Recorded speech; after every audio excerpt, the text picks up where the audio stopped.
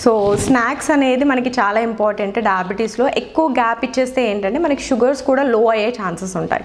So evening టైంలో ఏదైనా snacks లాంటిది ఇంక్లూడ్ చేసుకోవాలి అనుకుంటే ఒక bowl of salad, so vegetables, కూరగాయలు మీరు ఏవైతే పచ్చిగా తినగలరో క్యారెట్ బీట్రూట్ లాంటివి తీసుకోకుండా వేరే సాలెడ్స్ ఏమైనా ఇంక్లూడ్ చేసుకోవచ్చు. దోసకాయ కానీ, టమాటోస్, ఆనియన్స్, క్యాప్సికమ్స్, బీన్స్ ఇట్లాంటివి ఒక బౌల్ ఆఫ్ సాలెడ్ తీసుకోవడం కానీ, లేదు అంటే green tea, black tea, herbal teas ఇట్లాంటివి తీసుకోవడం కానీ.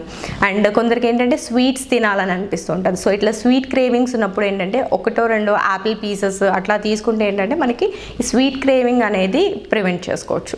అలాగే మీరు స్వీట్ క్రేవింగ్ వచ్చిందనేసి స్వీట్స్ తీసుకుంటే మనకి షుగర్స్ హై అయిపోయే ఛాన్సెస్ ఉంటుంది.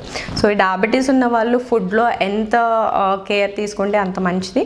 సో ఎక్కువగా ఈ తీపి పదార్థాలు కానీ, ఎక్కువ కార్బోహైడ్రేట్స్ ఉన్న కంటెంట్స్ మనం తగ్గించుకుంటే మంచిది.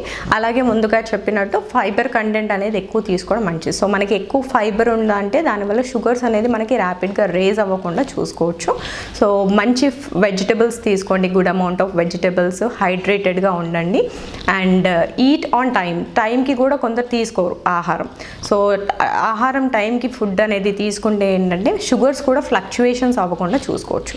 మరి ఎక్కువగా షుగర్ ఫ్లక్చువేషన్స్ ఉంటే కూడా వేరే ఆర్గన్స్ ఎఫెక్ట్ అయ్యే ఛాన్స్ ఉంటుంది. కాబట్టి షుగర్స్ని కంట్రోల్ చేసుకోవడం కూడా చాలా